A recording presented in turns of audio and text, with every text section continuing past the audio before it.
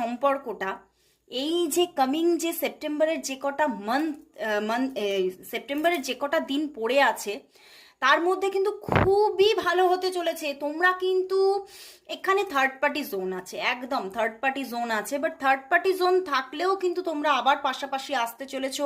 খুব সুন্দর একটা রিলেশনশিপ ক্রিয়েট হতে চলেছে।